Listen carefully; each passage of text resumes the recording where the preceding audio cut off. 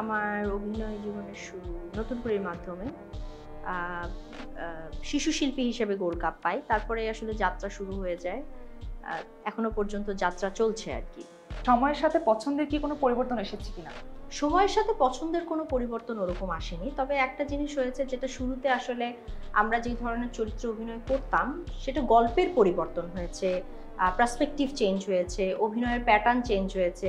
আমরা আরও দিন মানে আপনি যত অভিনয় করবেন, প্র্যাকটিসের মাধ্যমে থাকবেন, আপনার ম্যাচিউরিটি লেভেল তত আসবে।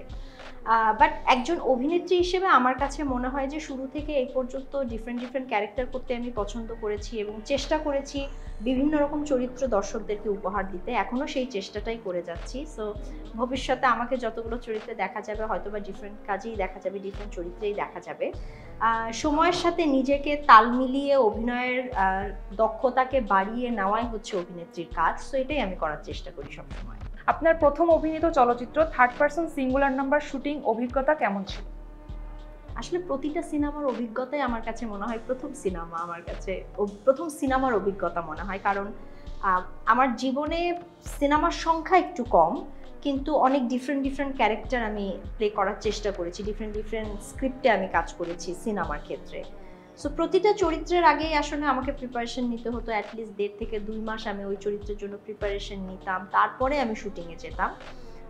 সো শুধুমাত্র থার্ড পারসন সিঙ্গুলার নাম্বার প্রথম সিনেমা হিসেবেই এক্সপিরিয়েন্স বলবো না, প্রতিটা সিনেমায় আমার নতুন এক্সপিরিয়েন্স হয়।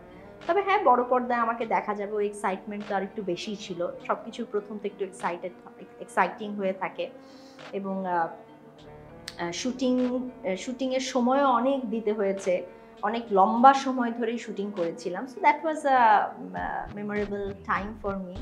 চলচ্চিত্র, নাটক এবং বিজ্ঞাপন তিনটি ভিন্ন সেক্টরেই আপনার কাজ করার অভিজ্ঞতা আছে। কোন মাধ্যমে কাজ করতে আপনি বেশি স্বাচ্ছন্দ্য বোধ করেন? সব মাধ্যমে কাজ করতে স্বাচ্ছন্দ্য বোধ করি, কারণ আমি যখন অভিনয় করি বা যে কোনো কাজ করি আমি আমার 100% দেওয়ার চেষ্টা করি। ইভেন একটা ফটোশ্যুট করতে গেলেও I try to give my 100%, কারণ যেই দর্শক আমার সিনেমা দেখবে, সেই দর্শক আমার ওটিটি দেখবে, নাটক দেখবে, সেই দর্শক আমার ছবিটাও দেখবে। সো আমার কাছে মনে হয় যে আমি আমার দর্শকদেরকে ঠকাতে চাই না। So I try to give my 100%। মেরিল প্রথম আলো পুরস্কারের সবচেয়ে বেশিবার পুরস্কৃত হওয়ার অনুভূতিটা কেমন? তাই নাকি? আমি সবচেয়ে বেশি পাইছি?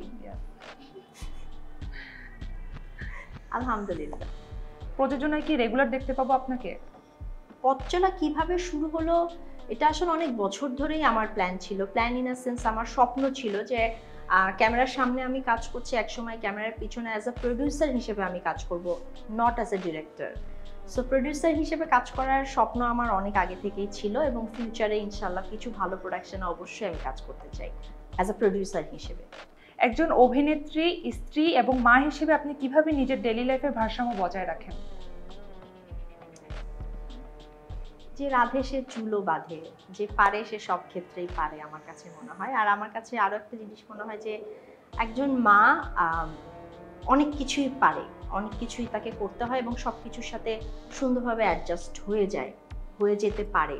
একজন নারী আসলে সব জায়গায় আসলে অ্যাডজাস্ট হয়ে যেতে পারে যদি সে চায়। সো আমার জন্য খুব একটা বেশি প্রবলেমেটিক মনে হয় না। আর এটাও ট্রু যে শুধুমাত্র যে আমি এফোর্ট দিয়ে যাচ্ছি তা না, আমার পরিবার বলেন, আমার প্রফেশনাল লাইফে যারা আমার আশেপাশে আছে বা যাদের সাথে আমি কাজ করি রেগুলার, তাদের সাপোর্টটাও আমি পাই। আর ওই কারণে হয়তো বা আমার সব কিছু সুন্দরভাবে সামঞ্জস্য সহকারে আমি গুছাই নিতে পারি। আপনার ডেইলি ফিটনেসের টিপস? হ্যাঁ, এটা কিন্তু একটা এপিক প্রশ্ন। Am I a fit person? আমি তো সেটাই জানি না। আমি ফিট কিনা I don't know that, but আমি সুস্থ একজন মানুষ এবং আমি সুস্থতায় বিলিভ করি। আমি জানি যে আমার যদি অসুখ হয় বা আমি যদি পড়ে যাই বা আমি যদি উইক হয়ে যাই, তা আমার ফ্যামিলি হ্যাম্পার্ড হবে। সো আমি নিজেকে সুস্থ রাখার জন্য যতটুকুন যা করার সেটাই করার চেষ্টা করি ন্যাচারাল ওয়েতে। এই প্রফেশনে যারা নতুন আসছে তাদের জন্য আপনি কি বলতে চাচ্ছেন? আমি কাউকে কোনো অ্যাডভাইস দিতে চাই না। আমি অ্যাডভাইস দিতে পছন্দও করি না, কারণ এক একজনের মানুষের এক এক রকম স্ট্রাগল, এক একজন মানুষ এক এক জায়গা থেকে আসে, এক একভাবে নিজেকে প্রস্তুত করে। সো আমি সবার উদ্দেশ্যে একটা কথাই বলবো যে আপনাদের যেটা ভালো মনে হবে, যেভাবে ভালো মনে হবে সেভাবেই করবেন, জাস্ট পরিশ্রমটা ঠিক রাখবেন, চেষ্টা করবেন যেন পরিশ্রম করে নিজের কোয়ালিটি দিয়ে উপরে উঠতে, এবং চেষ্টা করবেন প্র্যাকটিস করতে। যে কোনো জিনিস আসলে প্র্যাকটিস করাটা অনেক মুখ্য, because practice makes a man a perfect person. যদিও no one is perfect, but at least প্র্যাকটিসটা আসলে আমাদের জীবনে দরকার।